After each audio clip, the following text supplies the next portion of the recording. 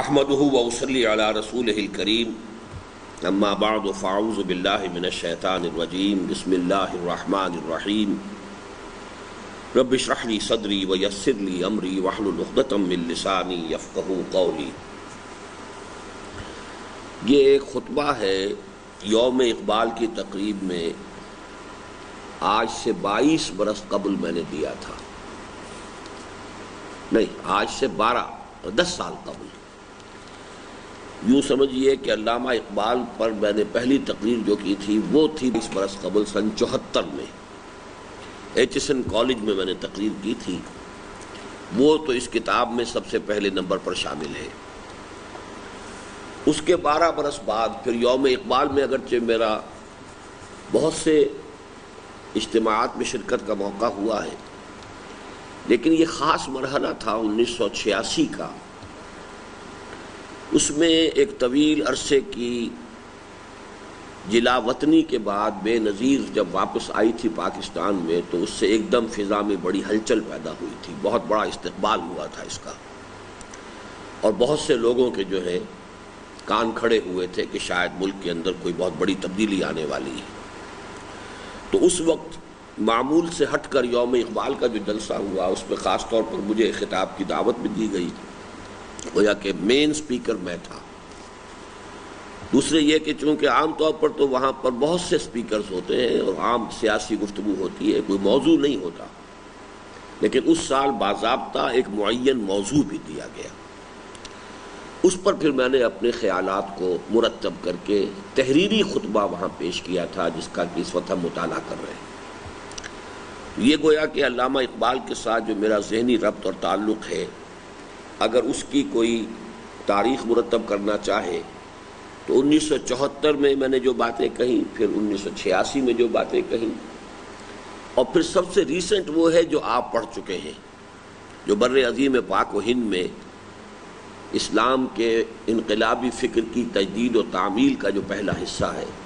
وہ چونکہ تقریباً 2-3 سال پرانی بات ہے جبکہ میں نے یہ مضامین لکھے تھے نوائے وقت میں، تو اس طریقے سے ایک اس کے درمیان جو ہے تاریخی ربط قائم کیا جا سکتا ہے۔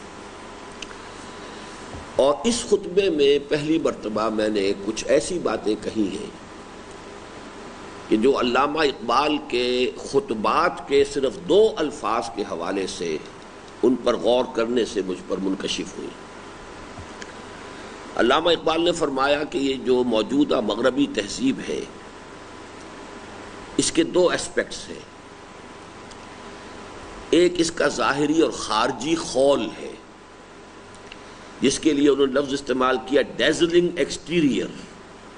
یہ ڈیزلنگ ایکسٹیریئر کہ جو نگاہوں کو چکا چوند کر دینے والا ہے اور انسانوں کو مبہوت کر دینے والا ہے، اصل میں وہی مبہوتیت تھی جس کے بنا پر سر سید احمد خان نے وہ جو بھی نیا علم کلام جو ہے سائنٹیفک ترتیب دینے کی کوشش کی تھی، اور وہی مروبیت ہے کہ جو اب بھی ہمارے ایک بہت بڑے طبقے کے اندر موجود ہے، وہ ڈیزلنگ ایکسٹیریئر ہے۔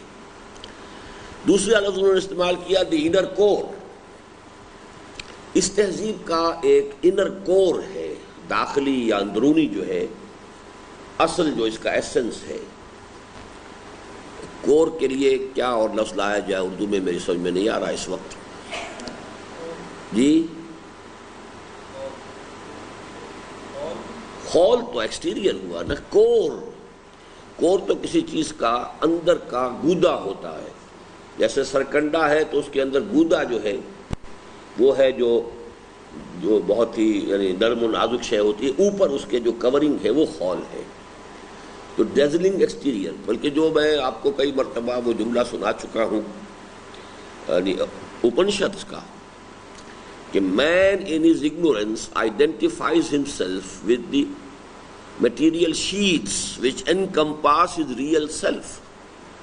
تو ایک تو ریئل سیلف ہے، وہ انر کور ہے انسان کی، داخلی شخصیت اس کی جو ہے اصل انر کور، اور ایک اس کے گرد جو مادی غلاف چڑھ گئے ہیں۔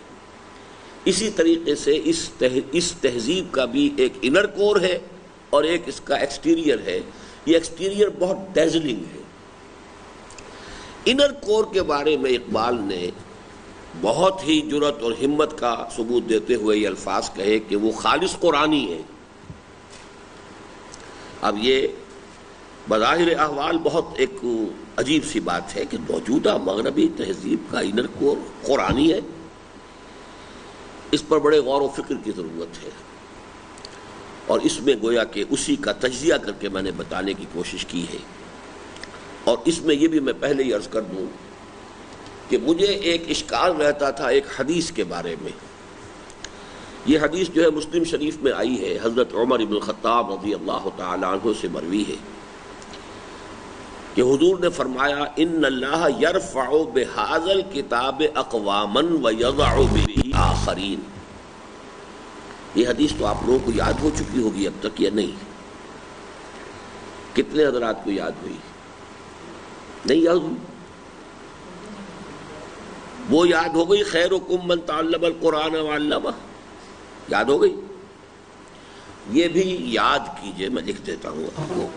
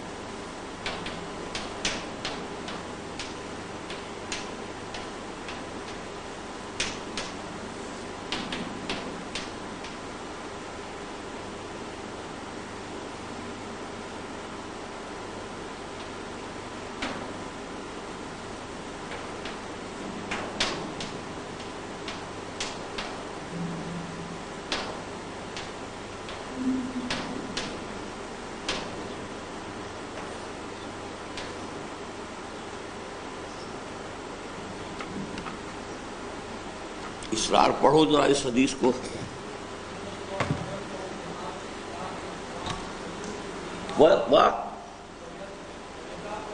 یضع، کیا ترجمہ ہوگا اس کا؟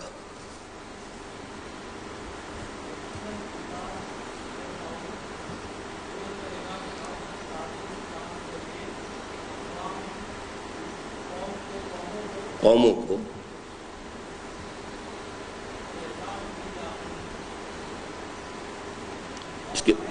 ہے نہیں، یہ ضاع یضیع سے نہیں ہے، وضع یضع، وقع یقع، اسی سے تواضع لفظ بنا ہے۔ تواضع کسی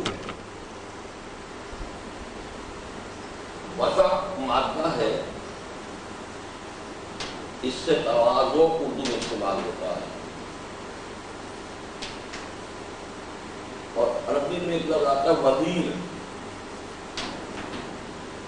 یہ کسی کمینے انسان کو کہتے ہیں۔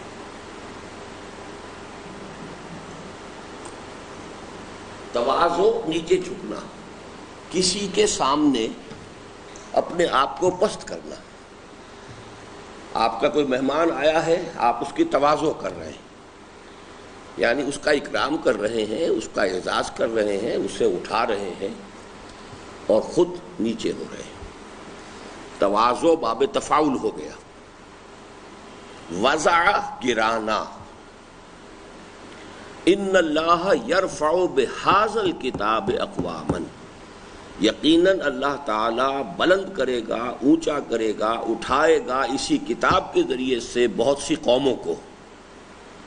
وَيَضَعُ بِهِ، اور گرا دے گا، نیچا کر دے گا اسی کی وجہ سے دوسروں کو، دوسری قوموں کو۔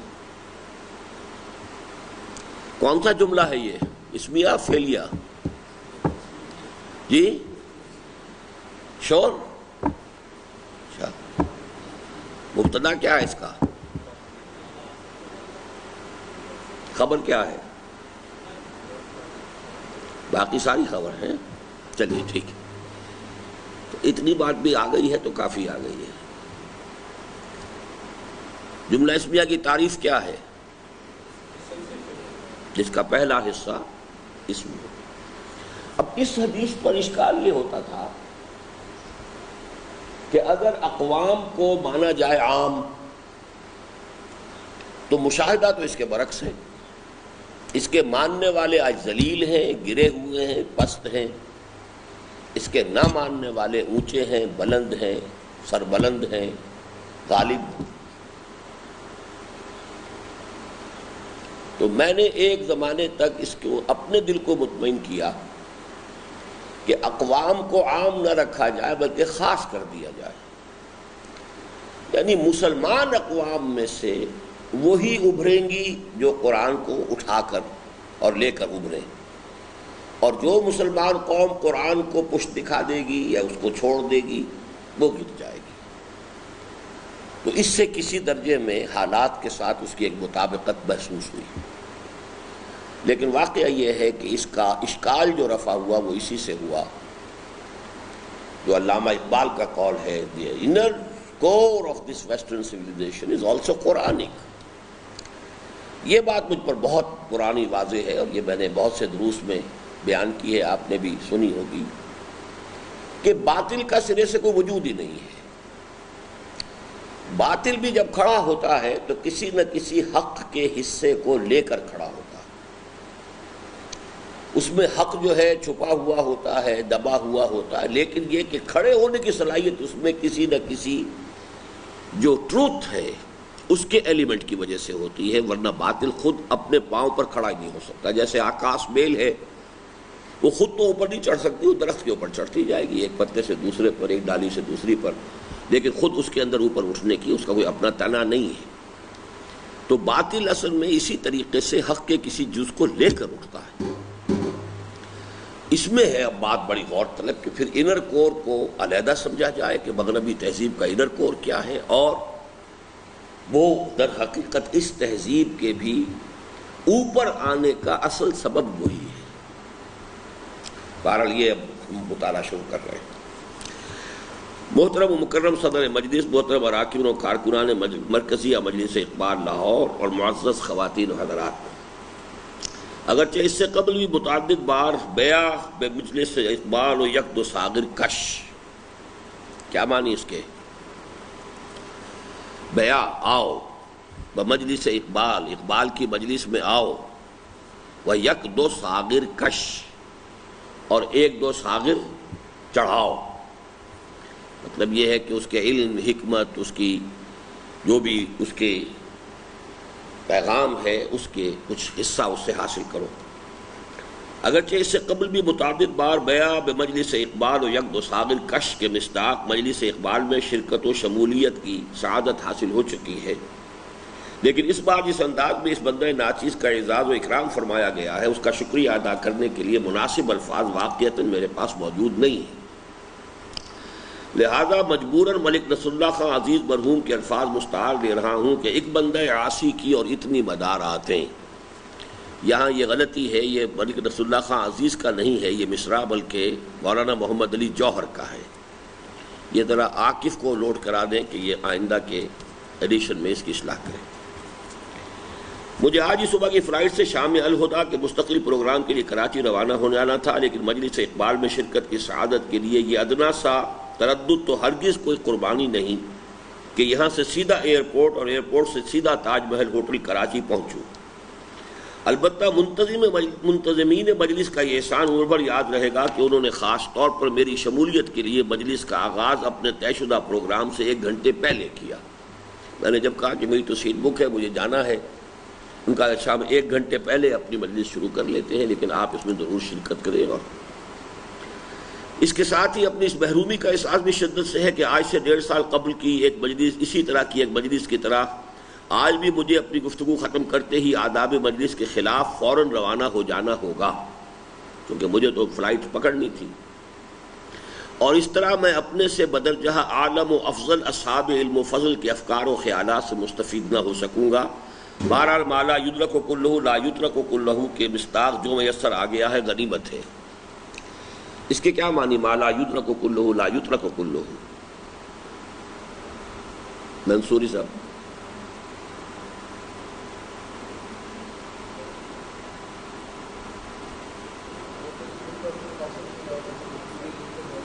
جی.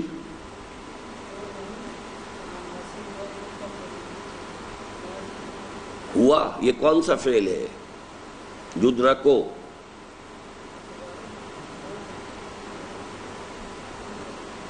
مضارع معروف ہے مجہول ہے؟ مجہول ہوگا. تو جو حاصل نہ کیا جا سکے کلہ، کل کا کل، لا یترو کو نہیں چھوڑ دیا جاتا، یہ پھر مضارع مجہول ہے. کلہ، کل کا کل، یعنی اگر کوئی شے کل مل نہیں سکتی تو کل کو چھوڑنا نہیں چاہیے، بلکہ جو مل سکے وہ تو لو. ایک تو یہ ہے کہ ایک شے اگر آپ بتمام و کمال حاصل نہیں کر سکتے تو چھوڑو، تو دفع کرو، اس سے بالکل کوئی تعلق نہ رکھو. ایک یہ ہے کہ بھائی جو بھی کچھ اس میں سے حاصل کیا جا سکے وہ تو حاصل کر لو، پورا نہ صحیح تو کم صحیح. ما لا یدرک کلہ لا یترک کلہ، ایسا نہیں ہوتا کہ جو شے کل کی کل حاصل نہ کی جا سکے اسے کل کے کل کو چھوڑ دیا جائے، بلکہ یہ ہے یعنی جس کو ہم کہتے ہیں آل اور نن، یا تو ہو تو سب ہو، نہیں تو زیرو. یہ جو ہے یہ فزیولوجی میں یہ ایک لا ہے، اور اس کا بھی میرے دروس میں بہت دفعہ حوالہ آیا، آل اور نن. اس لیے کہ مسکولر جو کنٹریکشن ہوتی ہے، مسکولر فائبر جو ہے، اس کا اصول یہ ہے کہ وہ کنٹریکٹ کرتا ہے تو پورا کرتا ہے. ایسا نہیں ہو سکتا کہ ادھورا کرے، یا بالکل سٹیمولس جو ہے اتنا کمزور ہے کہ وہ کنٹریکٹ کرے گا ہی نہیں. جب کرے گا تو پورا کرے گا. یہ نہیں کہ اگر ہلکا سٹیمولس ہے تو ہلکا کنٹریکشن ہو، زیادہ اسٹرانگ سٹیمولس آ گیا زیادہ اسٹرانگ کنٹریکشن ہو، بلکہ وہ آل اور نن لا ہے وہاں. لیکن یہاں اس آل اور نن لا کے خلاف ہے کہ اگر کوئی شے کل نہ مل سکے تو جتنی مل سکے وہ تو غنیمت ہے. بہت سے حضرات یقیناً اس پر حیران ہوں گے کہ میں اپنی روایت کے اکثر خلاف آج اپنے خیالات تحریری صورت میں پیش کر رہا ہوں. اس کی وجہ یہ ہے کہ عام معمول سے ہٹ کر اس بار مجلس اقبال کے لیے بھی ایک موضوع تجویز کر دیا گیا ہے، یعنی فکر اقبال کی روشنی میں حالات حاضرہ اور ہماری قومی ذمہ داریاں. اور یہ موضوع اول تو خطیبانہ جوش سے زیادہ سنجیدہ غور و فکر کا متقاضی ہے. ثانیاً اس کا اندیشہ ہے کہ زبانی گفتگو کی روا روی میں اس کا کوئی اہم گوشہ تش نہ رہ جائے. پھر ایک خواہش یہ بھی ہے کہ یہ باتیں جد از جد وسیع پیمانے پر لوگوں کے سامنے لائی جائیں اور من و عن شائع ہوں. لہذا نون والقلم وما یسطرون کے مطابق ذہن و لسان کے مابین قلم کو زبان کی شیرازہ بندی کے ذریعے کے طور پر استعمال کر رہا ہوں. یہ جملہ آپ مجھے سمجھائیں گے؟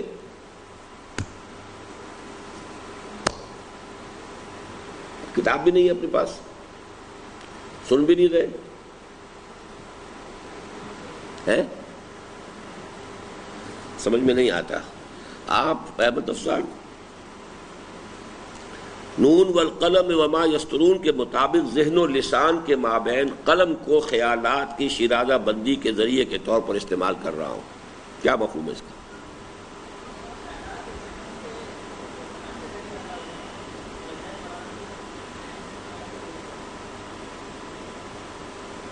بجائے نہیں، درمیان میں. یعنی یہ کہ ایک شکل تو یہ ہوتی کہ ذہن سے براہ راست زبان پر آتے ہیں، یہ خطیبانہ انداز ہوتا ہے. ایک ایک ذہن نے پہلے قلم کو حکم دیا، قلم نے لکھ لیا، اب زبان اس قلم سے لکھے ہوئے کو پڑھ رہی ہے. تو گویا کہ ذہن اور زبان کے درمیان آ گیا قلم. اور قلم کے ذہن اور زبان کے درمیان آنے کا فائدہ کیا ہے کہ شیرازہ بندی جو ہے اس کی، انگریزی میں کیا کہتے ہیں آپ مضمون نویسی کو؟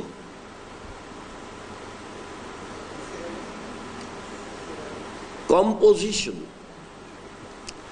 Composition what does it mean? To compose. آپ کے خیالات ہیں، کوئی نظریات ہیں، now you compose them.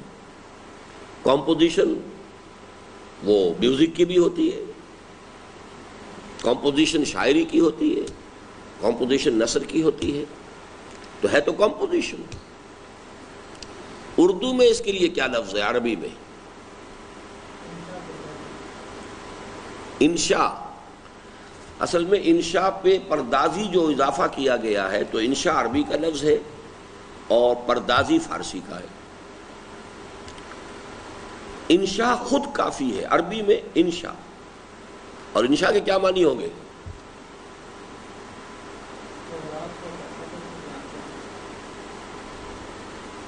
مادہ کیا ہے اس کا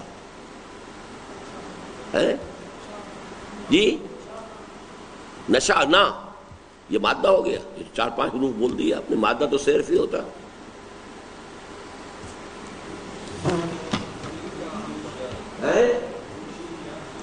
نون شین یا حمزہ، نون شین حمزہ. اچھا، اس سے باقی فعال ہو رہی انشاء.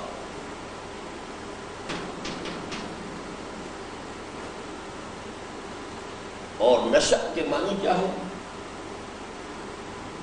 اٹھنا. نشأت ثانیہ جو آپ نے پڑھا ہے،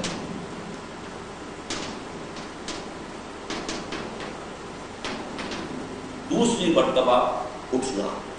اسلام ایک مرتبہ اٹھا پھر گرا. اب ہماری ساری یہ جدوجہد کائے کے لیے؟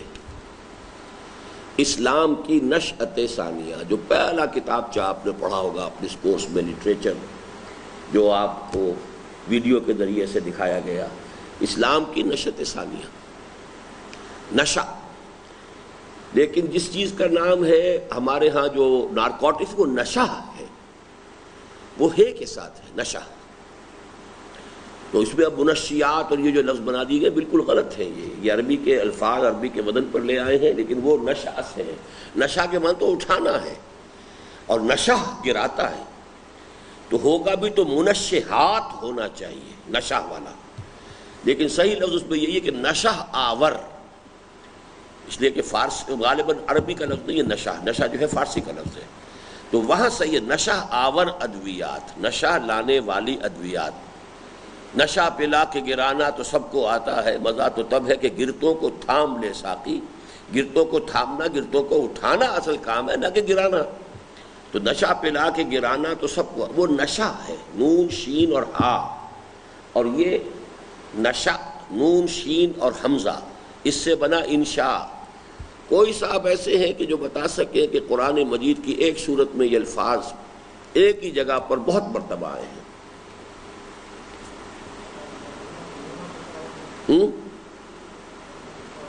جی، سورت کا نام بتائیں نا. آپ کیا آیت پڑھ رہے ہیں؟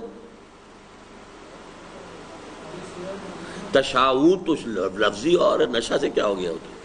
وہ شاء ہے، چاہنا. شاء یا شاء، شین الف آ گیا وہاں، تو آپ یہ نون ہے پہلے. یہ بیسک سینس ابھی پیدا نہیں ہوئی ہے مادوں کے بارے میں. جی جی، سورہ واقعہ. آپ حافظ ہیں؟ نہیں ہے، ٹھیک ہے، لیکن صحیح ہے. یہ سورہ واقعہ کا جو آخری رکوع ہے تیسرا، اس میں یہ لفظ کئی بار آیا ہے. وَلَقَدْ عَلِمْتُمُ النَّشْأَةَ الْأُولَىٰ فَلَوْلَا تَذَكَّرُونَ.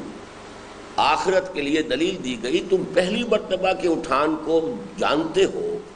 تمہیں گندے پانی کی ایک بوند سے اٹھا کر کہاں تک اللہ نے پہنچا دیا، تو کیوں اس سے سبق حاصل نہیں کرتے کہ اللہ تمہیں دوبارہ پیدا کر سکتا ہے. وَلَقَدْ عَلِمْتُمُ النَّشْأَةَ الْأُولَىٰ، پہلی مرتبہ کا اٹھنا. فَلَوْلَا تَذَكَّرُونَ. اسی طریقے سے فرمایا أَفَرَأَيْتُمُ النَّارَ الَّتِي تُورُونَ أَأَنشَأْتُمْ شَجَرَتَهَا أَمْ نَحْنُ الْمُنشِئُونَ. اب دیکھیے انشاء سے فاعل کیا بنا؟ منشی. یہ جو منشی کا لفظ ہے، جو آج ہمارے ہاں بڑا ہلکا سا بن گیا ہے، کسی زمانے میں یہ بہت قیمتی لفظ تھا. جیسے مولوی، مولوی بڑے ادب کا لفظ ہوتا تھا. مثنوی، مولوی، معنوی. مولوی، مولوی بہت اونچا لفظ ہوتا تھا. اب اسے کہاں گرا دیا؟ منشی، جو بہترین انشاء پرداز ہو. جو بہترین اپنے خیالات کو اٹھائے اور پھر اس کا تانا بانا بنے اور پھر اس کو منتقل کر سکے، کمپوز کر سکے، منشی. تو منشی کے معنی یہ تھے. چلیے عنوان میں اختیار کردہ ترتیب سے ذرا ہٹ کر میں پہلے حالات حاضرہ کے ضمن میں اپنا مشاہدہ اور تجزیہ پیش کرنے کی اجازت چاہتا ہوں. اب اس میں سے آپ میں سے کچھ تو بہت ہی نابالغ ہوں گے اس وقت، آج سے ظاہر بات ہے کہ 10 سال پرانی بات ہے یہ، لیکن کچھ اگر ذہن میں دھندلا سا نقشہ کچھ لوگوں کی ہو تو ذہن میں لائیں پاکستان کے کیا حالات تھے. آج ہر شخص یہ محسوس کر رہا ہے کہ ہم نے معمار پاکستان قائد اعظم محمد علی جناح مرحوم کے اس اندیشے کے عین مطابق جو ان کے اس تاریخی جملے میں سامنے آتا ہے، God has given us a golden opportunity to prove our worth as architects of a new nation. And let it not be said that we didn't prove equal to the task. اللہ نے ہمیں ایک بڑا سنہری موقع دیا ہے کہ ہم ایک نئی قوم کی تعمیر کے ضمن میں اپنی صلاحیتوں کا لوہا منوائیں کہ واقعتاً ایک نئے ملک، نئی قوم کی تعمیر کی بڑی صلاحیت اس قوم کے اندر موجود تھی. It's a golden opportunity. یہ پاکستان بننے کے فوراً بعد کی بات ہے. God has given us a golden opportunity to prove our worth as architects of a new nation. And let it not be said, اور دیکھنا کہیں یہ نہ کہا جائے that we didn't prove equal to the task، کہ ہم اس کام کے اہل ثابت نہ ہو سکے. تو قائد اعظم کے الفاظ کے مطابق ہمیں اپنی نااہلی اور عدم قابلیت کا بھرپور ثبوت دیتے ہوئے ان کے قائم کردہ پاکستان کو تو آج سے لگ بھگ 14.5 سال قبل دولخت کرا لیا تھا. اب وہ 24.5 برس ہو گئے، 10 برس کے بعد ہم پڑھ رہے ہیں اس تحریر کو. اب اندیشہ ہے کہ مفکر اور مصور پاکستان علامہ اقبال نے 1930 میں جس پاکستان کا خواب، an independent Muslim state at least in the north west of India، 30 میں علامہ اقبال نے جس پاکستان کا خواب دیکھا تھا اس میں ایسٹ پاکستان شامل نہیں تھا. اس لیے اس میں دیکھیے کہ پہلے قائد اعظم کی بات کی ہے کہ قائد اعظم کے ہاتھوں جو پاکستان بنا تھا وہ 2 خطوں پر مشتمل تھا، ویسٹ پاکستان، ایسٹ پاکستان. اس کو تو ہم توڑوا چکے، لیکن اب بھی یہ غنیمت ہے کہ وہ جس کا خواب اقبال نے دیکھا تھا وہ پاکستان ابھی موجود ہے. تو کہیں ایسا نہ ہو کہ ہم اپنی مزید نااہلی کا ثبوت دیتے ہوئے اس کے بھی حصے بکھرے کرا دیں. جس کا خواب an independent Muslim state at least in the north west of India کی صورت میں دیکھا تھا، کہیں ہم اسے بھی اپنی نااہلیوں کے بھیٹ نہ چڑھا دیں اور اس طرح بر صغیر پاک و ہند کی مسلم قوم کی نصف صدی سے زائد عرصے پر پھیلی ہوئی مساعی حبط اعمال کے حسرتناک انجام سے دوچار نہ ہو جائیں. مسلم لیگ کا آغاز ہوا 1906 میں، پاکستان بنا 1947 میں. 41 برس کی مساعی تھی، تقریباً نصف صدی کی، جو پاکستان کی شکل میں ظاہر ہوئی. تو اگر پاکستان ختم ہو جاتا گویا کہ حبطت اعمالہم، وہ ساری محنت اکارت گئی، ضائع ہو گئی. ایسا نہ ہو جائے.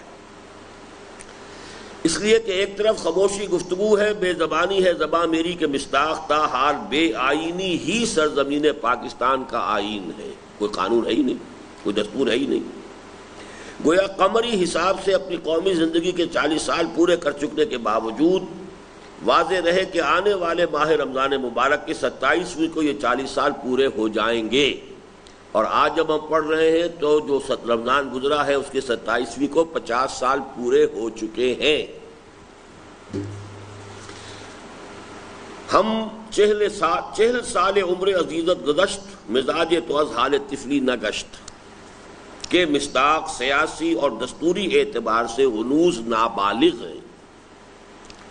اس فارسی شعر کا ترجمہ کیا ہے؟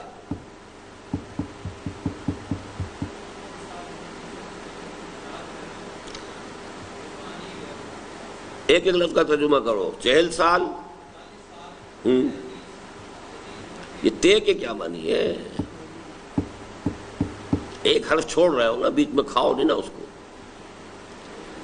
عزیزت، تیری عمر کے، تیری عمر عزیز کے 40 سال گزر چکے ہیں. تے جو لگ جاتا ہے نا تو یہ فارسی میں تیرے کا معنی دیتا ہے. 40 سال عمر عزیزت گزشت، جس سے گفتگو کی جا رہی ہے کہ اے میرے مخاطب تیری عمر کے 40 سال عمر عزیز کے گزر چکے ہیں، مزاج تو از حال تفلی نہ گشت، حال طفلی، تمہارا مزاج ابھی، تمہاری عمر کتنی ہو گئی ہے 41، تو وہ بچپنے سے نکل آئے کہ نہیں؟ کہیں یہ شعر مستاق اس کا تم پر اپلائی تو نہیں ہو رہا کہیں؟ 40 سال عمر عزیزت گزشت، مزاج تو از حال طفلی نگشت،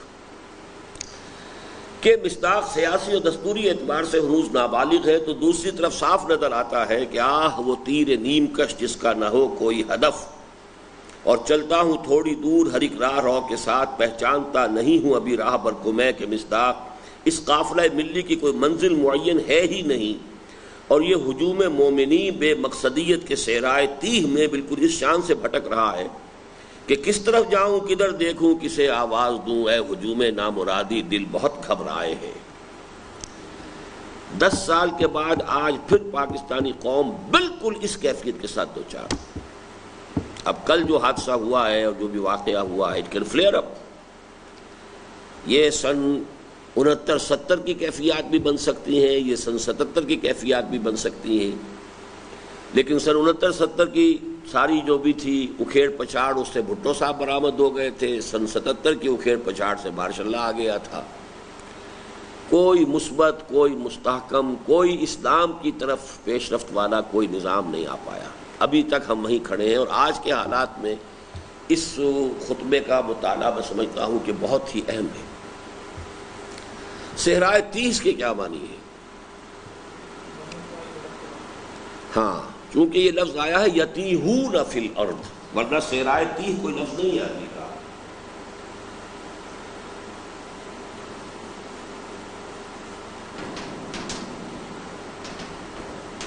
جب یہ 40 برس جو ہے زمین میں بھٹکتے پھرے، تو اس سے پھر ایک یہ ترکیب بن گئی صحرائے 30، یعنی کسی ایسے صحرا میں بھٹک رہا ہو کوئی قافلہ کہ جس کو پتہ نہ ہو کہ کدھر جانا ہے، کیا منزل ہے۔ چنانچہ اغیار تانے دے رہے ہیں، پھپتیاں چست کر رہے ہیں، مبصرین اور تجزیہ نگار انتشار، ڈس انٹیگریشن اور حصے بکھرے ہو جانے اور بلکنائزیشن کی پیشن گوئیاں کر رہے ہیں۔ اس زمانے میں خاص طور پر کچھ ایک زائرنگ نام کے ایک صاحب امریکن جرنلسٹ تھے، پاکستان میں کچھ عرصے موجود رہے، تو ان کی جو مقالات چھپے تھے وہ یہ تھا کہ پاکستان از ایٹ دی ورج آف بلکنائزیشن اور ڈس انٹیگریشن، پاکستان جو بھی بچا کھچا پاکستان ہے یہ بھی اب حصے بکھرے ہونے۔ بلکنائزیشن کی کیا معنی ہے؟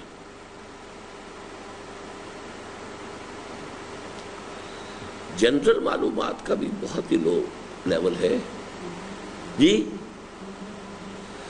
کہ کہاں سے بنا لفظ یہ جی؟ بلک سے بلک کے معنی تو ہوتا ہے جمع ہو جانا، بلک۔ بلکان کسے کہتے ہیں؟ بلقان ایک علاقہ ہے مشرقی یورپ کا، جنوب مشرقی یورپ کا، جس میں چھوٹی چھوٹی ریاستیں ہیں۔ انہی میں تو یہ سارا یہ کیا ہوا، بوسنیا ہرسگووینا کیا ہے یہ ساری ریاستیں ہیں۔ ایک زمانے میں مارشل ٹیٹو نے ان سب کو جمع کر کے یوگوسلاویا ایک بہت بڑا ملک بنا دیا تھا، ورنہ یہ چھوٹے چھوٹے ملک تھے۔ ہمیشہ سے ان کو بلکنائزیشن، یعنی جہاں کہیں بھی کوئی بڑا ملک منقسم ہو جائے چھوٹے چھوٹے ٹکڑوں میں، اس کے لیے اب یہ لفظ بن گیا۔ جیسے صحرائے 30 سے یتیہون کے قرآن مجید کے لفظ سے صحرائے 30 بن گیا، اسی طرح بلقان، ریاست ہائے بلقان، تو بلقان کی ریاستیں جو ہیں وہ بلکنائزیشن وہاں سے لفظ بن گیا، یعنی بلقان کی طرح ہو جانا کہ چھوٹی ریاستوں میں۔ جیسے ہندوستان، جب یہ ہم پڑھ چکے ہیں یہ چیزیں کہ ہندوستان میں مغلوں کی حکومت جو ہے وہ کتنے عرصے رہی کل کہنے کو؟ 300 برس، 325 برس۔ 1526 میں آئے اور 1857 میں ختم ہوا، لیکن اس میں سے 150 برس تھے کہ جو واقعتاً جسے کہا جائے کہ سلطنت تھی، اورنگزیب عالمگیر تک۔ اس کے بعد بلکنائزیشن شروع ہو گئی. اب یہ چھوٹی سی ریاست وہاں پر خود مختار ہو گئی, چھوٹی سی ریاست وہاں خود مختار ہو گئی, وہاں کا علاقہ کوئی اور ہو گیا, یہاں کا علاقہ کوئی اور ہو گیا. اسی لیے جب انگریز آیا تو اسے کوئی دقت ہی نہیں ہوئی, ایک کے خلاف دوسرے کی مدد کی. میسور اور نظام حیدرآباد دکن نے انگریز کا ساتھ دیا, ریاض اس کو بہت بڑی ریاست دے دی, باقی ساری ریاستوں کو اس کی مدد سے شکست دی. یہ کام انہیں آسان. اگر ایک یونائٹڈ کہیں اگر اکبر کے زمانے میں یا شاہ جہاں کے زمانے میں یا اورنگزیب کے زمانے میں انگریز آیا ہوتا تو اسے پتہ چلتا کہ ہندوستان کس شے کا نام ہے, کہ ایک کا طاقت ہے. لیکن وہ تو اس وقت آیا کہ جبکہ بلکنائزیشن شروع ہو چکی تھی, چھوٹی چھوٹی ریاستیں تھیں. تو یہ بلکنائزیشن, اب میں تو آپ کو جنرل نالج بھی مجھے پڑھانا پڑتا ہے نا, کی پیشن گوئیاں کر رہے ہیں, اور دشمن گھات میں ہے کہ کب آخری ضرب لگانے کا بہترین موقع ہاتھ آئے, اور خوش درخشید ولے شعلہ مستعجل بود کے مصداق عصر حاضر کی تاریخ کا ایک درخشاں باب ختم کر دیا جائے. اس جملے کو سمجھائیں, یہ فارسی کیا آ گئی اس میں؟ خوش درخشید ولے شعلہ مستعجل بود. ایک ہوتی ہے آگ جو سلگ رہی ہو, ایک ہے شعلہ بھڑکا اور بجھ گیا. تو خوش درخشید خوب چمکا تھا, لیکن شعلہ مستعجل بود وہ اس شعلے کے مانند ہوا کہ جو بہت جلدی ہی بجھ بھی جاتا ہے. یہی لفظ ہے جو میں نے بہت اہمیت کے ساتھ, وہ جو میری کتاب ہے تحریک جماعت اسلامی, اس کا جو حصہ اول ہے کہ جماعت اسلامی کی تحریک کتنی عظیم تحریک تھی, اس کے یہ اصول تھے, یہ مبادی تھے, لیکن خوش درخشید ولے شعلہ مستعجل بود, وہ تحریک جو ہے پھر پاکستان میں آ کر 2 سال کے بعد وہ تحریک دم توڑ گئی. اب ایک پولیٹیکل موومنٹ ہے جو چل رہی ہے.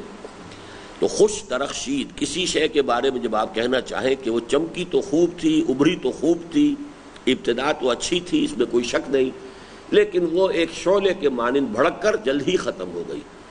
خوش درخشید ولے شعلہ مستعجل بود. کیسے پڑھیں گے اسے منصوری صاحب؟ خود خوش درخشید, ہاں, ولے کے معنی لیکن, مستعجل یہاں خالص عربی کا لفظ ہے, شعلہ بھی عربی کا لفظ ہے.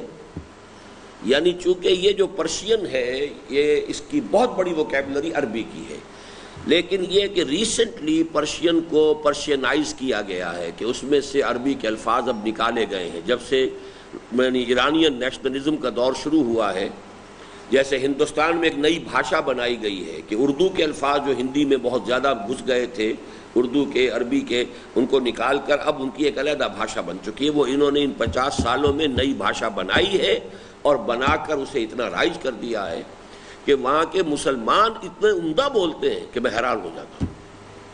کبھی کبھی BBC کا جو انڈین پروگرام آتا ہے ہندی کا, وہ میں سنتا ہوں تو میں حیران رہ جاتا ہوں کہ یہ مسلمان اناؤنسر ہے جو بول رہا ہے.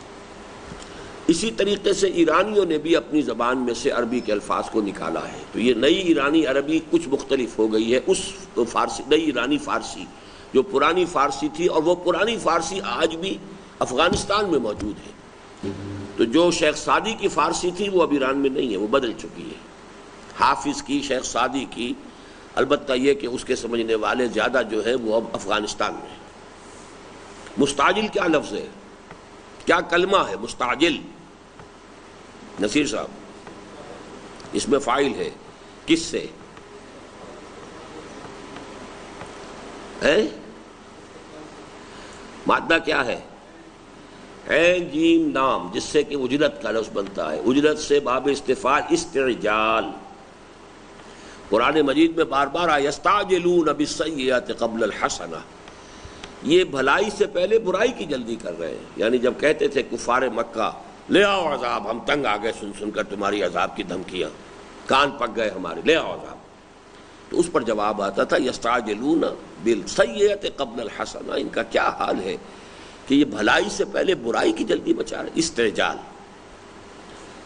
گویا نظر بظاہر, اچھا یہ عصر حاضر کی تاریخ کا ایک درخشاں باب ختم کر دیا جائے, یعنی پاکستان کا وجود میں آنا, اس میں قرارداد مقاصد کا پاس ہونا, یہ اس کا جو ایک شعلے کے مانند بھڑکا تھا اسلام کا ایک معاملہ, اس کو بالکل ختم کر دیا جائے.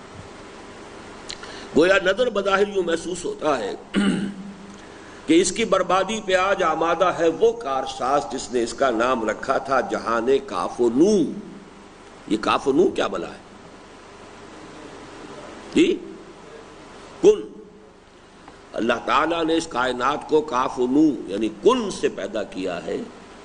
تو یہ شیطان کے الفاظ ہیں اصل میں علامہ اقبال کے کلام میں، کہ جس اللہ نے اس کائنات کو کن سے پیدا کیا تھا، معلوم ہوتا ہے کہ وہ اب اس کو برباد کرنے پر بھی اس کا فیصلہ ہو گیا، تل گیا ہے۔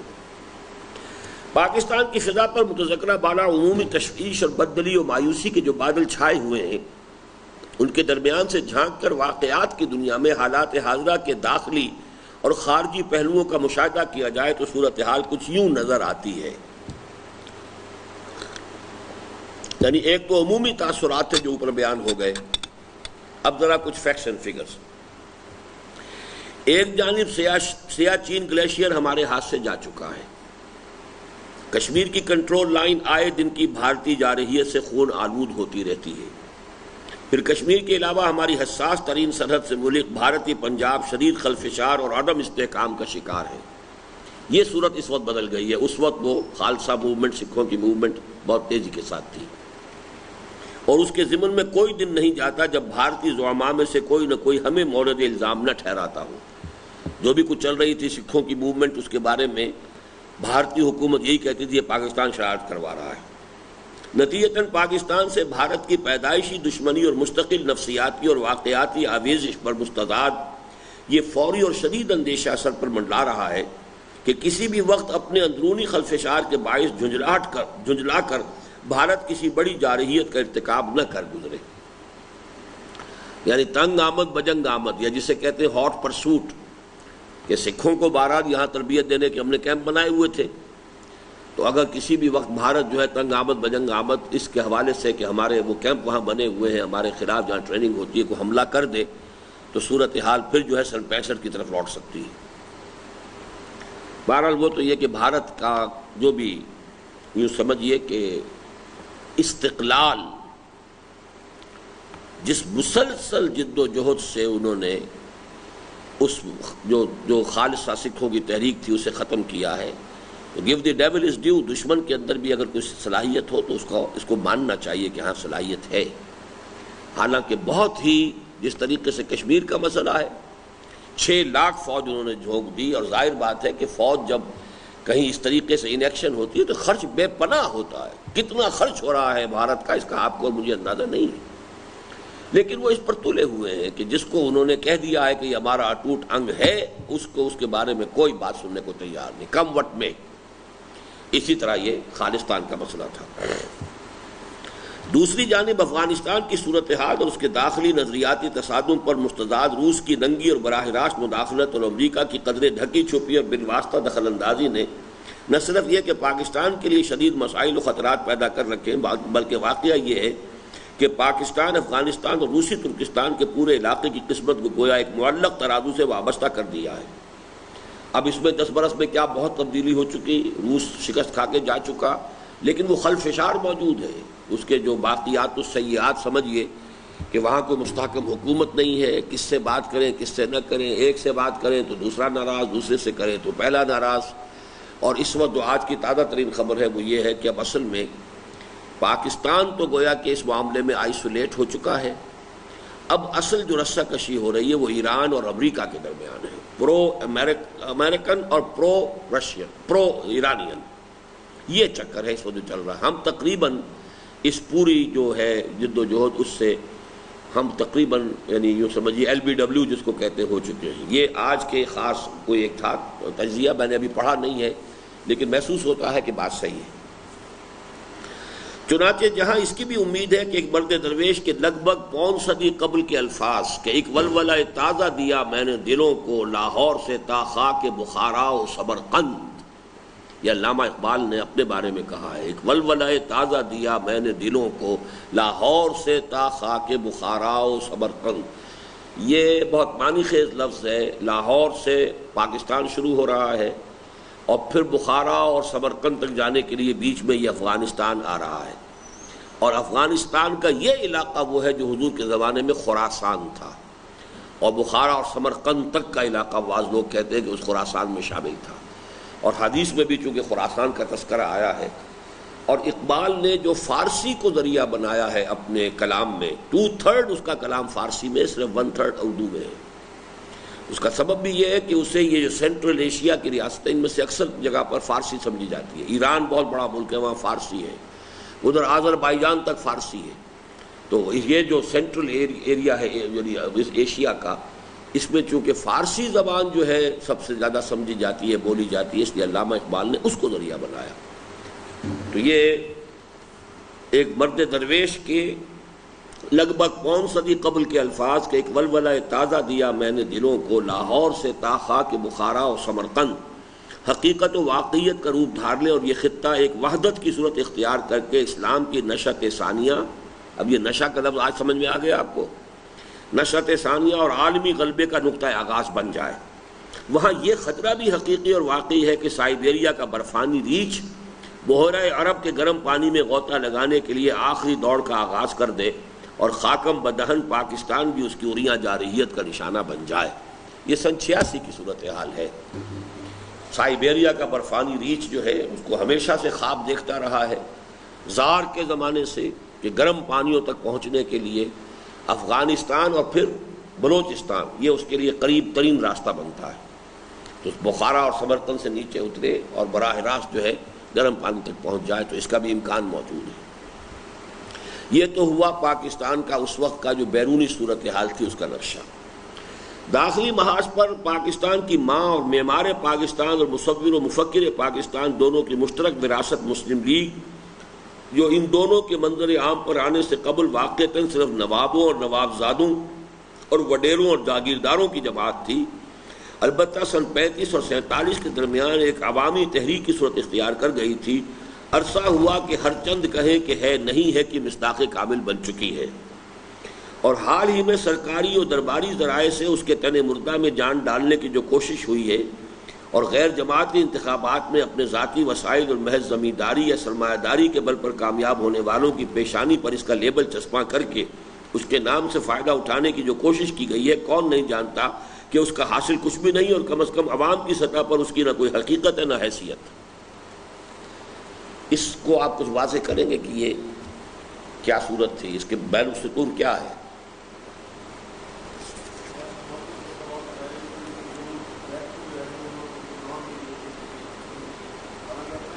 وہ کون سی مسلم لیگ تھی؟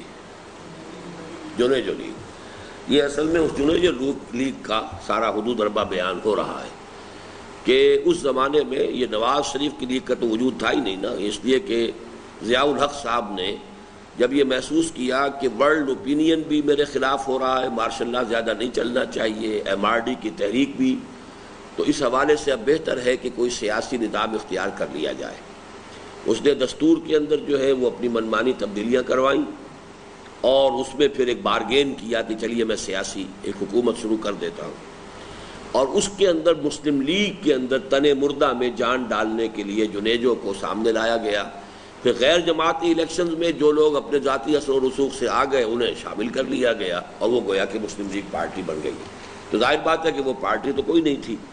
البتہ اس کے بعد سے ان 10 سالوں میں کیا فرق واقع ہو چکا ہے، جنیجو لیگ کی حیثیت ختم ہو چکی ہے ابھی باقی، لیکن اس کی کوئی عوامی حیثیت نہیں ہے، اگرچہ وہ زمیندار کچھ ہیں وہ جو اپنے جو بھی اثر و رسوخ سے آ سکتے ہیں، لیکن یہ کہ اس اثناء میں نواز شریف صاحب نے یقیناً، اس میں کوئی شک نہیں، جہاں دینی اعتبار سے میں ان پر شدید جو ہے تنقید کرتا ہوں اور بہت بڑا گناہ گار سمجھتا ہوں، بڑا مجرم سمجھتا ہوں دین کا، لیکن سیاسی اعتبار سے اس حقیقت کو ماننا چاہیے کہ اس شخص نے محنت کی ہے، مشقت کی ہے، مسلسل جو ہے کام کیا ہے اور تکلیفیں اٹھائی ہیں، اور مسلم لیگ کے نام سے بہرحال اب ایک فعال جماعت ملک میں موجود ہے، اور وہ اصل میں نواز شریف کی یہ بات ہے، یہ حقیقت ہے کہ جس کو تسلیم کیا جانا چاہیے۔ اس وقت کے حالات سے اب تک جو صورت میں تبدیلی آئی ہے وہ یہ ہے۔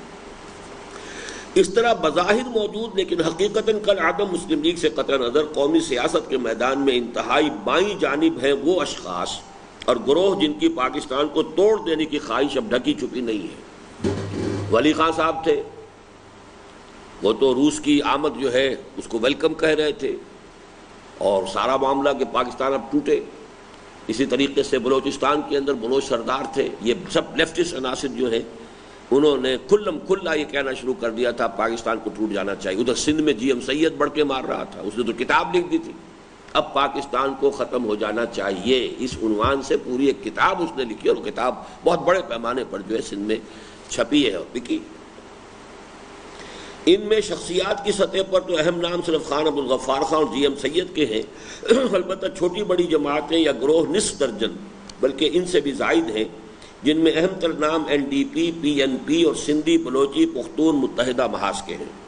تاہم غنیمت ہے کہ ابھی ان سب کا دائرہ اثر صرف چھوٹے صوبوں تک محدود ہے، اور پنجاب کی حد تک اس کی صرف ایک خفیف سی صدائے بازگشت جناب حنیف رامے کی صورت میں سامنے آئی ہے. وہ یاد ہے کچھ؟ حنیف رامے نے کہا تھا پنجاب کا ہیرو رنجیت سنگھ ہے، جیسے کبھی جمال عبد الناصر نے کہا تھا کہ نحن ابناء الفراعنہ، ہم فرعونوں کی اولاد ہیں. صدام کے بارے میں کہا جاتا ہے کہ اس نے کہا تھا نحن ابناء النماردہ، ہم نمرودوں کی اولاد ہیں. لیکن نمرود جو ہے وہ عراق کا بادشاہ تھا، اور فرعون جو ہے وہ مصر کے بادشاہوں کا لقب تھا، اور یہاں کا نمرود تھا. اسی طرح حنیف رامے صاحب نے فرمایا کہ ہمارا ہیرو رنجیت سنگھ ہے. دوسری انتہا پر ہے بعض نیم مذہبی اور نیم سیاسی جماعتیں جن کی اکثریت واضح طور پر دائیں بازو سے تعلق رکھتی ہے. ان میں بھی قابل ذکر تو تین ہی ہیں، یعنی جے you I, J U P اور جماعت اسلامی. تاہم دوسری نسبتاً چھوٹی جماعتوں اور بڑی جماعتوں کے متحارب دھڑوں کو بھی شمار کیا جائے تو تقریباً وہی بائیں بازو والی تعداد بن جاتی ہے. یہ جماعتیں اگرچہ پاکستان کے بقاء و استحکام کی بھی دل سے خواہش مند ہیں اور اس میں اسلام کے نفاذ کی بھی داعی ہیں، لیکن اولاً اس بنا پر کہ ان کا دائرہ اثر بہت محدود بھی ہے اور ملک کے طول و عرض میں مختصر ٹکڑوں، پاکٹس کی صورت میں، اسمال پاکٹس کی صورت میں منتشر بھی.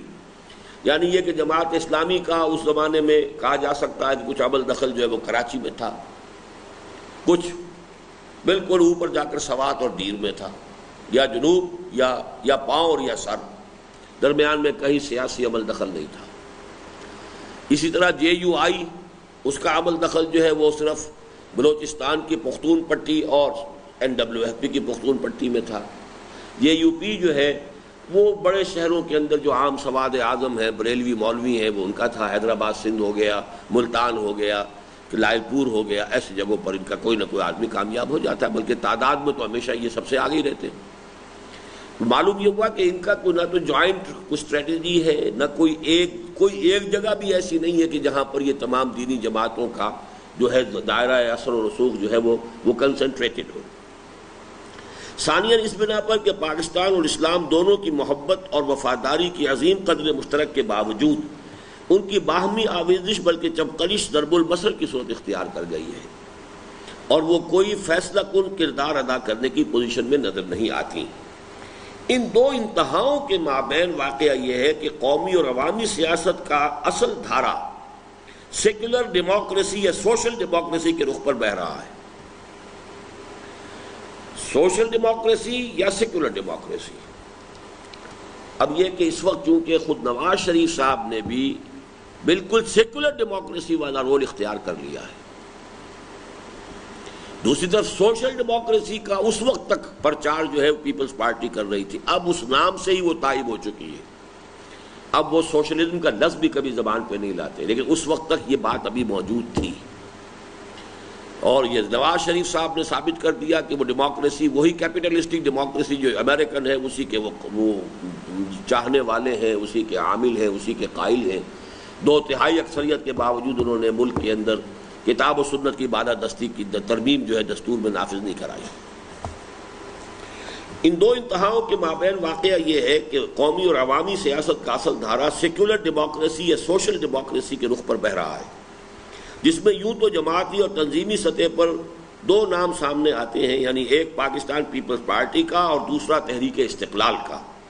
لیکن بنظر غائب دیکھا جائے تو صاف نظر آتا ہے کہ یہ عظیم دھارا اصلاً کچھ چھوٹی اور بڑی اور نئی اور پرانی شخصیتوں اور ان کے مداحوں اور حامیوں اور عاشقوں اور جانثاروں پر مشتمل ہے، جو ایک دوسرے پر بازی لے جانے کی سرتوڑ کوششوں میں مصروف ہے. اور سردست یہ کہنا مشکل ہے کہ اس عظیم لہر پر سواری کی سعادت کس کے حصے میں آتی ہے.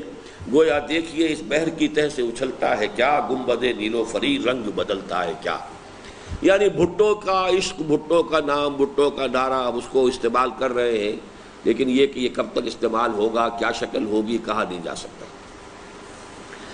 اس درمیانی دھارے میں ایک طوفانی لہر حال ہی میں آنسہ بے نظیر بھٹو کی اپنی اختیاری جلاوطنی کو ختم کر کے پاکستان واپسی اور شہر اقبال میں ورود، اور اس موقع پر ان کے بے مثال اور حد درجے والہانہ استقبال، اور پھر پاکستان کے دل پنجاب اور اس کے بھی اصل قلب یعنی لاہور، گجرانوالہ، شیخ اپرا اور فیصل آباد وغیرہ کے اضلاع میں ان کے شاندار اور والہانہ خیر مقدم اور عظیم الشان جلسوں اور جلوسوں کی صورت میں اٹھی ہے، جس نے سوچنے اور سمجھنے کی صلاحیت سے کسی بھی درجے میں بہرور پاکستانی مسلمان کو نہ صرف یہ کہ ورطہ حیرت میں ڈال دیا ہے، بلکہ ملک و ملت کے مستقبل کے بارے میں سنجیدگی سے سوچنے اور غور کرنے پر مجبور کر دیا ہے۔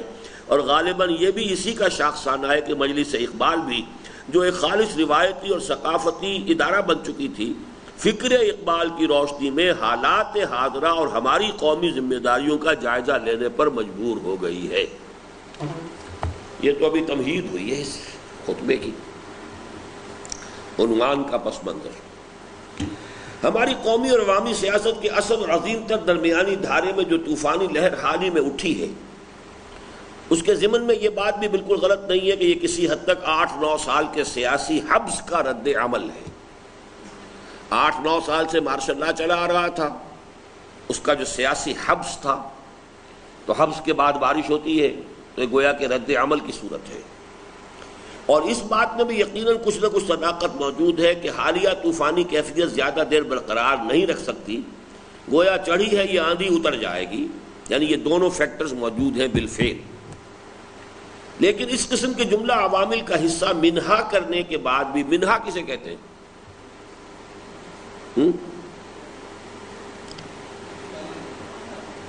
کیا لفظ ہے یہ اصل میں؟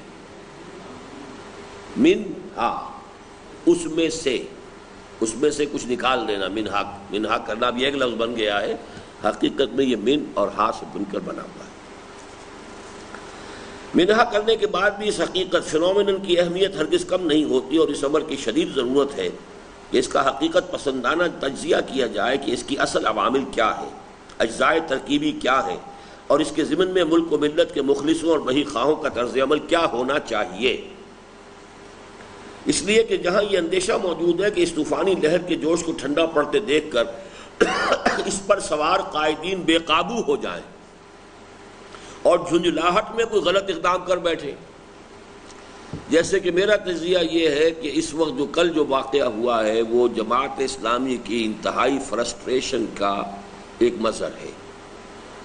سیاسی اعتبار سے ایل بی ڈبلیو ہو چکی، کوئی حیثیت نہیں رہی، اب اس کے کارکن تو ہیں، موجود ہیں، ان میں جوش ہے، خروش ہے، لہذا جماعت ہی کے ایک اہم کارکن کے جو تقریباً لیڈ کر رہے تھے اس قافلے کو جو لاہور سے گیا ہے، وہ مجھے صاف بتا کر گئے ہیں کہ ہماری مرکزی جو قیادت ہے اس کا فیصلہ یہ تھا کہ کہیں بھی ریزسٹ نہیں کیا جائے گا، بلکہ جہاں روکا جائے گا وہیں پر دھرنا مار کر بیٹھ جائیں گے۔ لیکن اس پر ایک حصے نے تو عمل کیا ہے، سرحد کی طرف سے جو بھی جماعتیں ان کی نکلی، گروپ آئے، جہاں جہاں انہیں روکا گیا وہ وہیں پر بیٹھ گیا، دھرنا مارا انہوں نے۔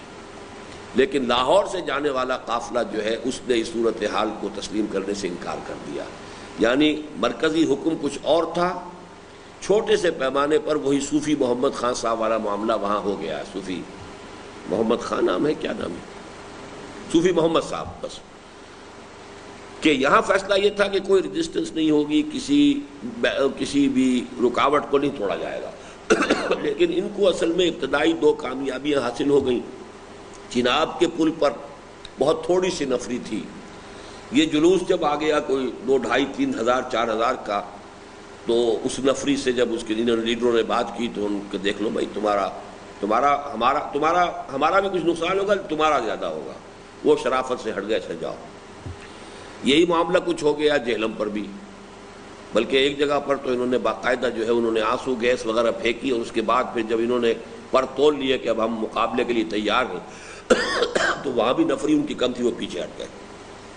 لیکن بالآخر جب آ کر معاملہ جو ہے پنڈی سے پہلے لئی کا پل آتا ہے، آلے کا، وہاں ان کے کچھ کارکن جو ہے ٹیلے پر چڑھ گئے، انہوں نے پولیس کے اوپر پتھراؤ کیا بہت زوردار، اور وہاں بھی اس کی بنا پر وہ وہاں سے کامیاب ہو کر اور وہ جو بھی رکاوٹ تھی اسے توڑ کر نکل گئے۔ اب آخری پوائنٹ تھا وہ جو پنڈی میں ہے، جو صدر اور شہر کے درمیان پل ہے ریلوے کا، اس کے نیچے سے وہ موریا پل، جیسے لاہور کا ایک موریا پل، دو موریا پل ہے، ایسا ایک پل ہے، وہاں پھر یہ سارا معاملہ ہوا ہے۔ تو وہ جو مرکزی قیادت کا جو فیصلہ تھا وہ اس جلوس نے اس کو آبزرو نہیں کیا ہے، اور یہ اصل میں علامت ہے اس کی کہ اب کارکن جو ہے مشتعل ہو رہے ہیں، اور کارکن کو کنٹرول کرنا، اگر انہیں نظم اور ضبط کا خوگر نہ بنایا گیا ہو۔ جماعت اسلامی کے اراکین تو نظم اور ضبط کے خوگر ہوتے ہیں، لیکن یہ جو ان کی نئی بھرتیاں ہیں بہت بڑی، اب شباب ملی ہو یا کوئی اور ہو، یہ لوگ تو اس طرح کی ٹریننگ میں سے گزرے نہیں ہیں۔ اینی ہاؤ، اس لیے کہ جہاں یہ اندیشہ موجود ہے کہ اس طوفانی لہر کے جوش کو ٹھنڈا پڑتے دیکھ کر اس پر سوار قائدین بے قابو ہو جائیں اور جھنجھلاہٹ میں کوئی غلط اقدام کر بیٹھے، وہاں اس کے سرکاری یا غیر سرکاری مخالفین کا غلط طرز عمل اور مس ہینڈلنگ بھی نہایت خوفناک نتائج پیدا کر سکتی ہے۔ اب جو کچھ ہوا ہے الزام حکومت لگا رہی ہے ان پر، یہ لگا رہے ہیں حکومت کے اوپر۔ اب صحیح صورتحال تو صرف ایک تو ہمیں بتا دی، چونکہ ان کے خود آدمی نے بتائی ہے۔ ایک اور ساتھی جو ہمارے گئے تھے وہاں، ہمارے مکتبے کے کارکن بھی اس میں گئے تھے، انہوں نے بتایا ہے کہ اصل میں زیادتی جو کی ہے جلوس والوں نے وہ یہ کہ عین اس وقت جب کہ یہ ٹینشن تھا، ایک ٹرین گزری اوپر سے، پہلے تو ایک پتھر مارا ہے جس سے کہ ٹرین کا جو انجن کا سامنے کا شیشہ ہے وہ ٹوٹا، پھر جو پتھراؤ کیا گیا ہے اس ٹرین پر تو اس میں عورتیں اور بچے سب۔ اب یہ بات تو انتہائی احمقانہ، انتہائی غلط، پولیس کے ساتھ معاملہ، حکومت کے ساتھ معاملہ، بالکل وہی راؤڈیزم جو ہوتا ہے کہ جب کوئی قابو سے باہر ہو جائے تو اس کے بعد پھر یہ کہ جو جی میں عطا کرتے، یہ شکل وہاں ہو گئی، جس کا ایک تجربہ ہم 15 سال قبل مشرقی پاکستان کے معاملے میں کر چکے ہیں۔ مشرقی پاکستان میں بھی یہی ہوا تھا، عین وقت کے اوپر جو ہے حکومت نے بہت سختی اختیار کی بجائے اس کے کہ ان کے ساتھ پولیٹیکل کوئی معاملہ کیا جاتا، لہذا اس کا رد عمل دیکھا۔ اب یہاں سے شروع ہو رہی ہے اصل بات۔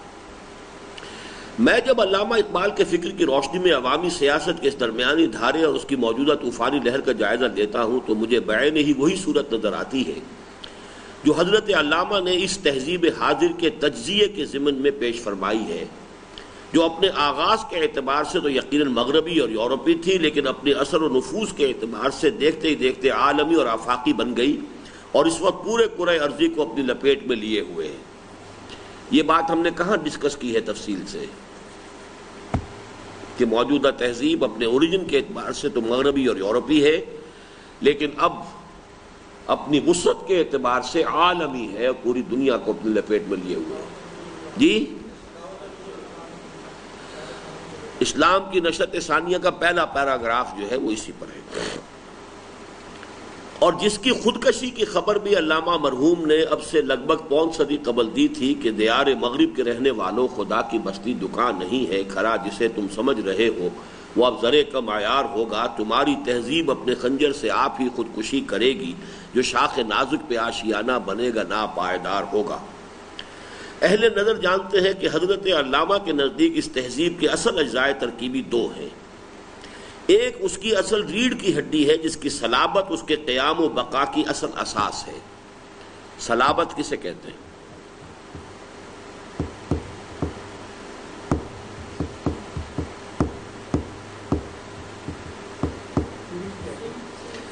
ریڑھ کی ہڈی صلب، بین صلب و ترائب، تو صلب چونکہ یہ جو ہے ریڑھ کی ہڈی، اسی سے انسان کا قد سیدھا ہے، اس میں ذرا سی گڑبڑ ہو جائے تو کبڑا ہو جائے گا۔ تو جو چیز کسی شے کو سیدھی کھڑی رکھ سکے وہ اس کے لیے صلابت کہلاتی، اس میں صلابت ہے، یعنی اس میں طاقت ہے کھڑے رہنے کی، اسٹریٹ کھڑے رہنے کی صلاحیت۔ اس کی اصل ریڑھ کی ہڈی ہے جس کی صلابت اس کے قیام و بقا کی اصل اساس ہے۔ خطبات میں حضرت علامہ نے اسے انر کور سے تعبیر فرمایا ہے اور اسے خالص قرآنی الاصل گویا 100% اسلامی قرار دیا ہے۔ یعنی الفاظ قرآنی ولا تقف ما لیس لک بہ علم ان السمع والبصر والفؤاد کل اولئک کان عنہ مسئولا کے مطابق یہ طرز و روش کے اپنے موقف کی بنیاد نہ توہمات پر قائم کی جائے، نہ نرے ہوائی تخیلات پر، بلکہ مشاہدات و تجربات اور ان پر مبنی ٹھوس استدلال پر قائم کی جائے۔ یہ آپ آیت پڑھ چکے ہیں نا، کہاں ہے یہ؟ بنی اسرائیل کا 4واں رکوع، ٹھیک؟ کیا ترجمہ ہے اس کا؟ وَلَا تَقْفُ مَا لَيْسَ لَكَ بِهِ عِلْمٌ، مت پیچھا کرو۔ تقفو کیا وہ ہے کلمہ؟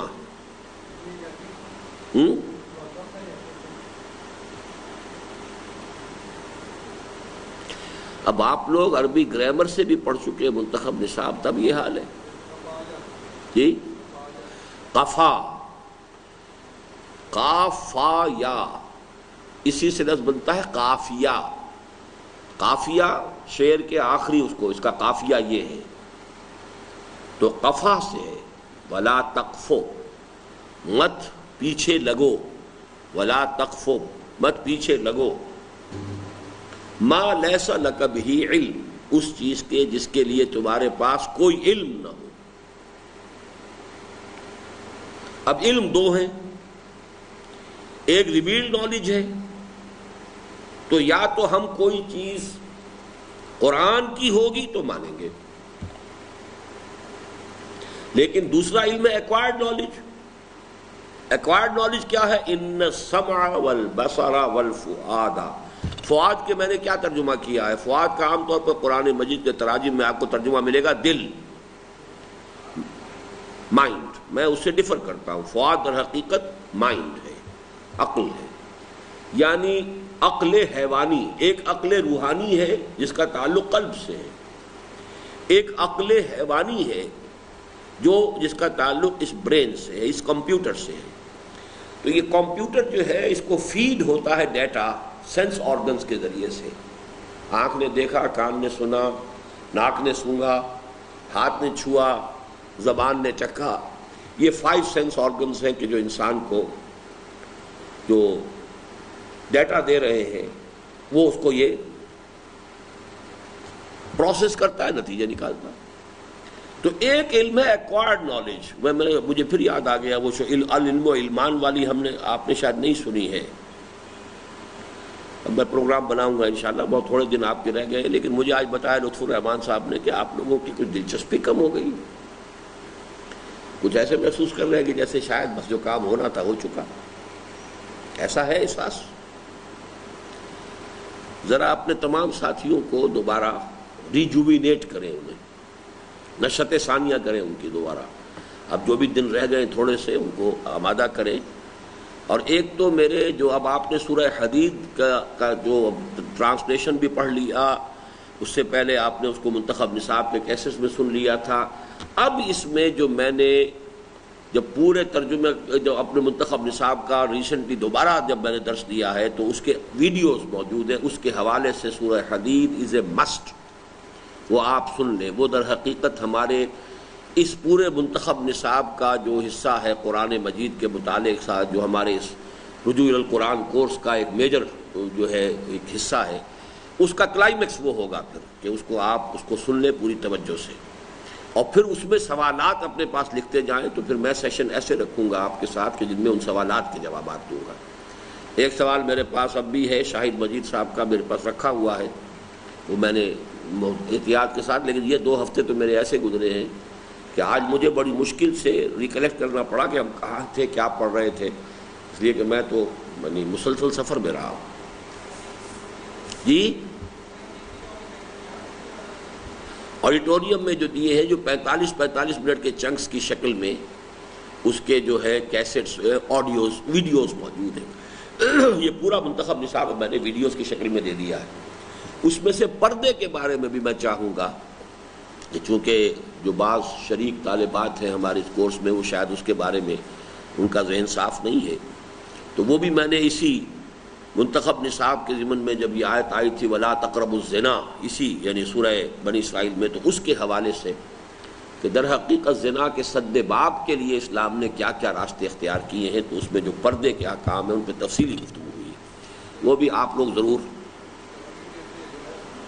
آڈیو لے آئے ہیں، نہیں ویڈیو دیکھیے ان کے، آڈیو میں تو وہ دلچسپی رہتی رہی، ویڈیو لیجیے آپ ان کے۔ بہرحال ابھی تو اس کو پڑھیے۔ اہل نظر جانتے ہیں کہ حضرت علامہ کے نزدیک اس تہذیب کے اصل اجزاء ترکیبی دو ہیں، ایک اس کی اصل ریڑھ کی ہڈی ہے جس کی صلابت اس کے قیام و بقا کی اصل اساس ہے، چونکہ اسی سے سائنس ڈیولپ ہوئی ہے، سائنس نے ہی اس کو وہ سپورٹ دے رکھی ہے جس پر یہ کھڑی ہے، ورنہ تہذیب کبھی کی ختم ہو چکی ہے ان کی۔ وہ تو یہ ہے کہ یہ بدبخت نئے سے نئی چیزیں ایجاد کرتے جا رہے ہیں، پرانے ہتھیار جو ان کے لیے آبسولیٹ ہو جاتے ہیں وہ منہ مانگے داموں تھرڈ ورلڈ کو دے دیتے ہیں، اور اگلی چیز پیدا کر لیتے ہیں کہ تھرڈ ورلڈ جو ہے اسے یوز کرے تو آپس میں کرے، انہیں تو چیلنج کر ہی نہیں سکتے، ان کے پاس اس سے اگلا توڑ وہ ایجاد کر چکے ہیں۔ یہ دوڑ ہے اس وقت جس کے اندر اس دنیا چل رہی ہے۔ اب F-16 کس بلا کا نام ہے ان کے نزدیک، وہ اس سے نہ معلوم کتنے آگے جا کے جہاز بنا چکے ہیں، لیکن F-16 کے لیے ناک بھی رگڑوائیں گے اور خوش آمدیں کروائیں گے، اور جو ہے جیسا کہ میں نے کئی دفعہ کہا ہے کہ پورے صوبہ سندھ کی ایک سال کی جو کاٹن کراپ ہے وہ دے کر ایک F-16 لے آئیں گے، اس لیے کہ یہاں مقابلہ ہے بھارت سے، اس کے لیے اس طرح سے گویا کہ سارا خون جو ہے پوری اس دنیا کا یہ نچوڑ رہے بیٹھے ہوئے۔ امریکہ میں انڈسٹری ہی صرف ایک رہ گئی ہے، یا آرمامنٹ انڈسٹری ہے اور یا کمپیوٹر ہے، کمپیوٹر میں سپر کمپیوٹرز کو گارڈ کر رہے ہیں کہ ابھی کسی اور کو ہوا نہ لگے اس کی، بس یہ دو ہے جس کی وہ پھر منہ مانگی دام لیتے ہیں۔ سپر کمپیوٹر کے بغیر یہ ساری آگے کی پروگرامنگ ہو نہیں سکتی، اس میں باقی ان سے کم چیزیں جو ہے وہ بیچتے جائیں گے، لے جاؤ، منہ مانگے دام لیں گے، اور ان کی کمائی کا خون پسینے کی کمائی کھینچ کر وہ اپنے ہاں جو ہے وہ عیش کریں گے۔ یہ اس وقت ہو رہا ہے، تو صلابت جو ہے اس تہذیب کی اصل میں وہ اس کی بنیاد پر ہے، ورنہ تہذیب ختم ہو چکی، ان کا خاندانی نظام ختم ہو چکا۔ ایک ملک کا صدر، یونائٹڈ اسٹیٹس آف امریکہ کا صدر کہتا ہے کہ ان قریب ہماری قوم کی اکثریت حرامزادوں پر مشتمل ہوگی، صاف کہا اس نے، born out of any wedlock,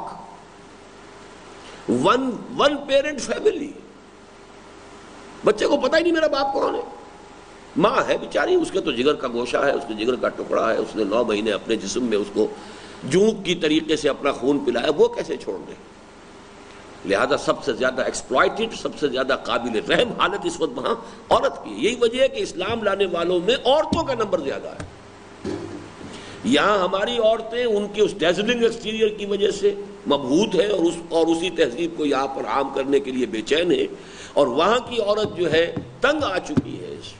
مرد شادی کرنے کو تیار نہیں، کیوں کرے شادی کرے گا تو عورت کے ہاتھ میں تو اس کی باڑھ آ گئی کہ اگر وہ طلاق دے گا تو آدھی جائیداد دے اور فلاں کرے اور یہ کرے اور وہ کرے۔ بعض ملکوں میں تو یہ ہے کہ آج طلاق دو، آج ہی گھر سے تمہیں نکل جانا پڑے گا، بیوی کے پاس مکان رہے گا، اس کے 1 سال تک جو بھی ہوگا یو گیٹ آؤٹ۔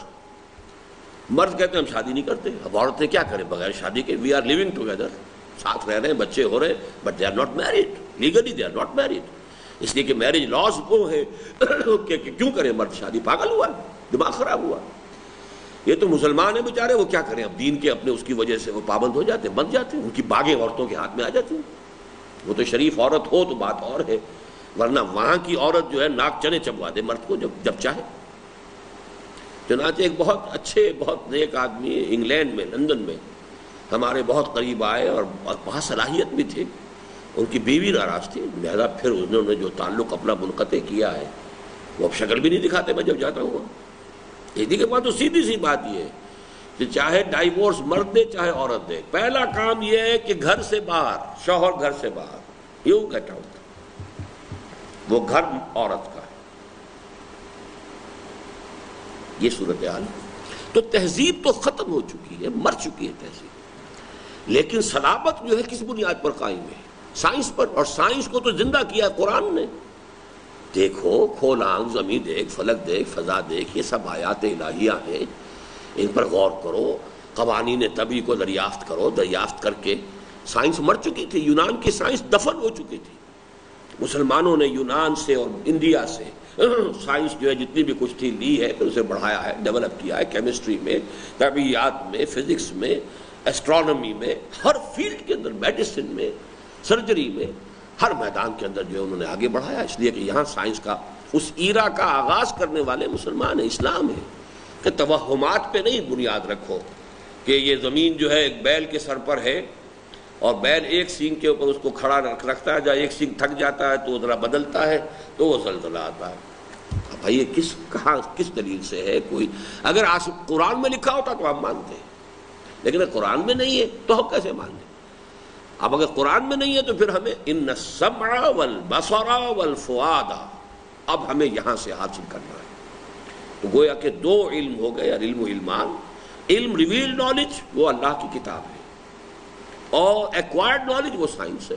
وہ پھر یہ ہے کہ اپنی آبزرویشنز، اپنے سینس ڈیٹا، اس کو پروسیس کرو، دماغ کے ذریعے سے آگے بڑھو۔ حضرت علامہ کی یہ رائے نہایت صائب اور حد درجے اہم ہے، اس لیے کہ واقعہ یہی ہے کہ یہی قرآنی ہدایت و رہنمائی تھی جس نے ایک جانب مظاہر قدرت کو آیات الہیہ کا تقدس ادا فرمایا، یہ سب آیات ہیں، اللہ کی نشانیاں ہیں، اور انسان کو کتاب فطرت کے سائنٹیفک مطالعے اور مشاہدے کی طرف متوجہ کیا۔ افلا ينظرون الى الابل کیف خلقت، کیف، کیسے بنایا گیا، وہ ذرا غور کرو نا۔ اب اس کی اناٹمی پڑھو، اس کی فزیولوجی پڑھو کہ یہ صحرا کے ساتھ کس درجے اس کی مطابقت ہے۔ افلا ينظرون الى الابل کیف خلقت والى السماء کیف رفعت۔ اب یہ آپ کی کاسمولوجی ہو گئی، ایسٹرونومی ہو گئی، یہ کس طرح کی یہ بلندیاں کیسے قائم ہیں، وہ کشش ثقل کا باہمی جو ہے کیا نظام ہے۔ اب یہ تمام چیزیں الى الابل کیف خلقت والى السماء کیف رفعت والى الجبال کیف نصبت والى الارض کیف سطحت فذکر انما انت مذکر۔ اور دوسری جانب منطق کو استخراج کی تنگنائیوں سے نکال کر استقراء کی وسعتوں اور پہنائیوں سے روشناس کرایا۔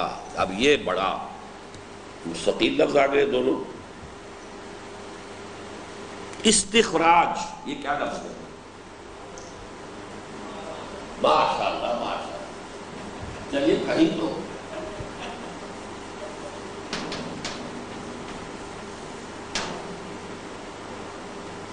اور استقراء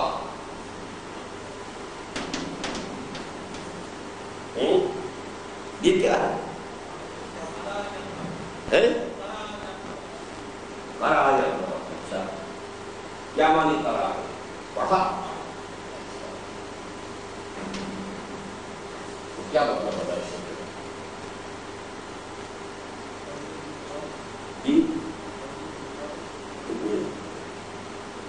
چلیے، استخراج نکالنا، اسے انگریزی میں کہتے ہیں ڈیڈکٹیو لاجک۔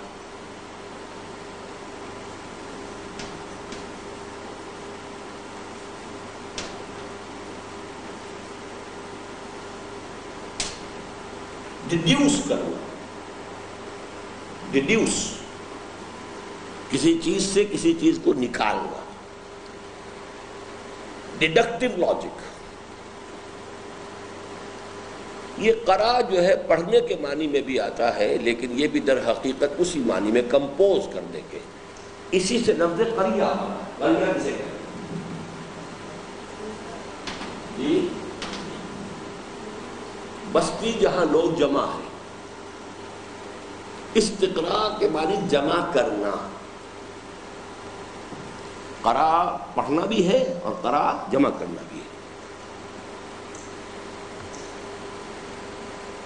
جمع کرنا یہ ہے کہ آپ بڑے وسیع مشاہدے سے اب آپ کچھ چیز لیجیے، اور استخراج یہ کہ ایک اصول کے بال کے کھال نکالتے چلے جائیے۔ اس کو یوں بھی کہہ سکتے ہیں میکروسکوپک، مائکروسکوپک، لیکن اس کا یہ مائکروسکوپک اور مائکروسکوپک سے بات پوری سمجھ میں نہیں آئے گی۔ اس کو انگریزی میں کہتے ہیں انڈکٹیو لاجک۔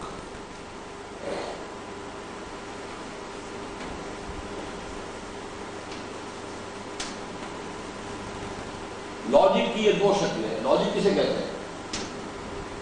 منطق، استخراجی منطق، استقرائی منطق، ڈیڈکٹیو لاجک اور انڈکٹیو۔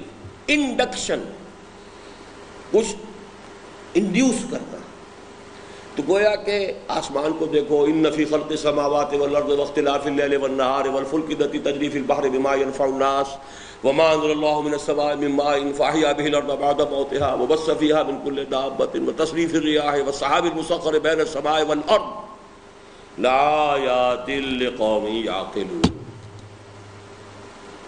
یہ آیات الہیہ ہیں، ان کا مشاہدہ کرو اور ان سے کچھ نتائج نکالو. یہ انڈکشن ہے. انڈکٹیو لاجک کا دنیا میں، دنیا انسانی میں اس کا آغاز قرآن نے کیا ہے. اس سے پہلے انسان صرف ڈیڈکٹیو لاجک سے واقف تھا. Aristotelian logic is absolutely deductive logic. منطق نام تھا صرف ڈیڈکشن کا.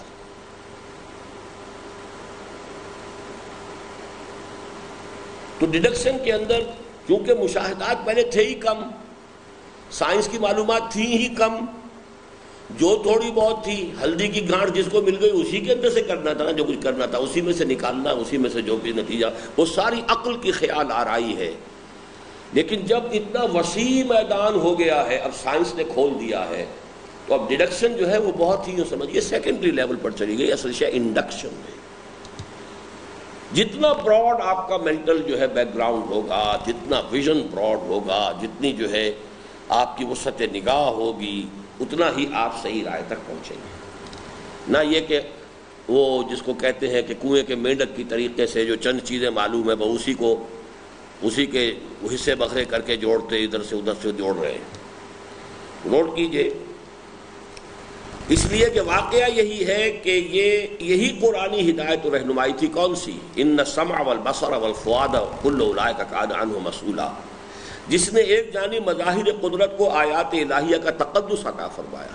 وہ آیت جو میں نے ابھی آپ کو سنائی، آیت الآیات جسے میں نے نام دیا ہے، اور انسان کو کتاب فطرت کے سائنٹیفک مطالعے اور مشاہدے کی جانب متوجہ کیا، اور دوسری جانب منطق کو استخراج کی تنگ نائیوں سے نکال کر استقراء کی وسعتوں اور پہنائیوں سے روشناس کرایا، اور اس طرح جدید سائنس اور ٹیکنالوجی کے لیے میدان ہموار کیا.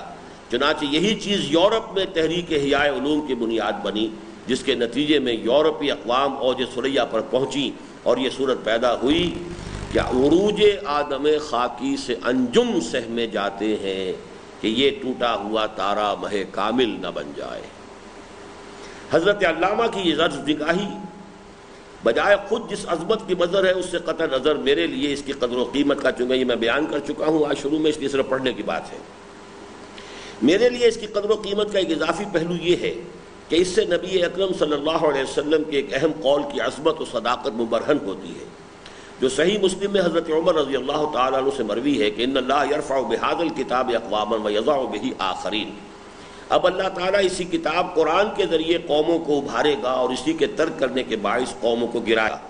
گویا مغربی تہذیب بھی جو ابھری تو یقیناً قرآن ہی کی ہدایت و رہنمائی کے ایک اہم جز کے سہارے ابھری، اور مسلمان گرے تو اسی سبب سے گرے کہ انہوں نے قرآن کی اس ہدایت سے یورپ کو روشناس کرانے کے بعد خود اسے ترک کر دیا.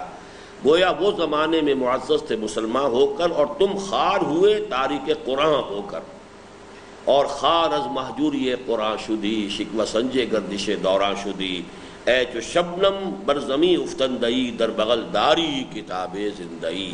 تو اس حدیث کو اب میں اقوام، صرف مسلمان اقوام نہیں بلکہ اس کو جیسا کہ اس لفظ کا تقاضا ہے کہ عام کیا جائے، کہ در حقیقت قرآن مجید کے اس اصول کی طرف جس کی طرف کہ علامہ اقبال نے نشاندہی کی ہے، that the inner core of the present western civilization is Quranic.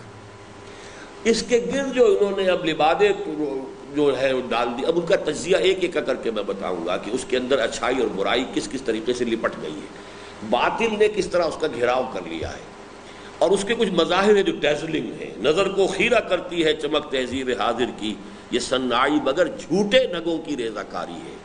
لیکن یہ کہ یہ صرف ایک بات کہہ دینے سے تو نہیں بنتی جب تک کہ آپ اس کا تجزیہ نہ کریں.